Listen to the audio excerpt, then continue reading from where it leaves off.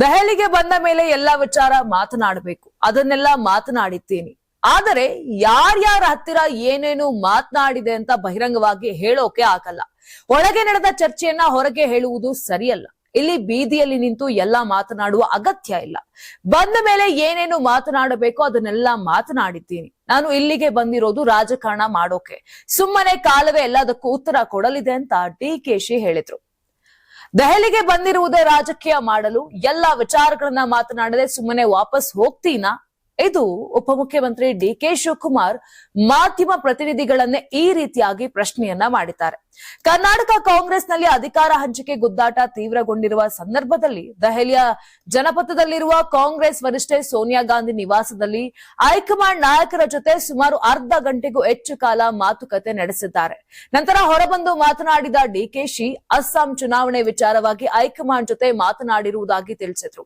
ಅಸ್ಸಾಂನ ಕೆಲವು ನಾಯಕರು ಡಿಕೆಶಿ ಜೊತೆ ಇದ್ರಂತೆ. ದೆಹಲಿಗೆ ಬಂದ ಮೇಲೆ ಎಲ್ಲ ವಿಚಾರ ಮಾತನಾಡಬೇಕು, ಅದನ್ನೆಲ್ಲ ಮಾತನಾಡಿದ್ದೀನಿ. ಆದರೆ ಯಾರ್ಯಾರ ಹತ್ತಿರ ಏನೇನು ಮಾತನಾಡಿದೆ ಅಂತ ಬಹಿರಂಗವಾಗಿ ಹೇಳೋಕೆ ಆಗಲ್ಲ. ಒಳಗೆ ನಡೆದ ಚರ್ಚೆಯನ್ನ ಹೊರಗೆ ಹೇಳುವುದು ಸರಿಯಲ್ಲ. ಇಲ್ಲಿ ಬೀದಿಯಲ್ಲಿ ನಿಂತು ಎಲ್ಲ ಮಾತನಾಡೋ ಅಗತ್ಯ ಇಲ್ಲ. ಬಂದ್ಮೇಲೆ ಏನೇನ್ ಮಾತನಾಡ್ಬೇಕು ಅದನ್ನೆಲ್ಲ ಮಾತನಾಡಿದ್ದೀನಿ. ನಾನು ಇಲ್ಲಿಗೆ ಬಂದಿರೋದು ರಾಜಕಾರಣ ಮಾಡೋಕೆ, ಸುಮ್ನೆ ಬರೀ ಗಾಳಿ ಕುಡಿಯೋಕೆ ಬಂದಿದ್ದೀನಾ? ಕಾಲವೇ ಎಲ್ಲದಕ್ಕೂ ಉತ್ತರ ಕೊಡಲಿದೆ ಅಂತ ಡಿಕೆಶಿ ಹೇಳಿದ್ರು. ಒಟ್ನಲ್ಲಿ ಡಿಕೆ ಶಿವಕುಮಾರ್ ತಮ್ಮ ನಡೆ ಮತ್ತು ಮಾತಿನಲ್ಲಿ ನಿಗೂಢತೆಯನ್ನ ಕಾಯ್ದುಕೊಂಡಿದ್ದಾರೆ ಹಾಗೂ ಅವರ ಮಾತುಗಳು ಸಾಕಷ್ಟು ಅರ್ಥಗರ್ಭಿತವಾಗಿದ್ದವು. ಒಟ್ನಲ್ಲಿ ಡಿಕೆಶಿ ಪ್ರಸ್ತಾಪಕ್ಕೆ ಸೋನಿಯಾ ಮತ್ತು ರಾಹುಲ್ ಗಾಂಧಿ ಉತ್ತರವೇನು?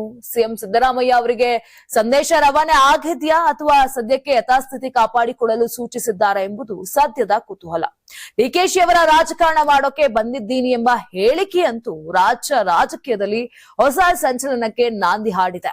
ಯಾರಾಗ್ತಾರೆ ಎಂಎಲ್ಎ ಅಭ್ಯರ್ಥಿ 2028 ಶೀಘ್ರದಲ್ಲೇ.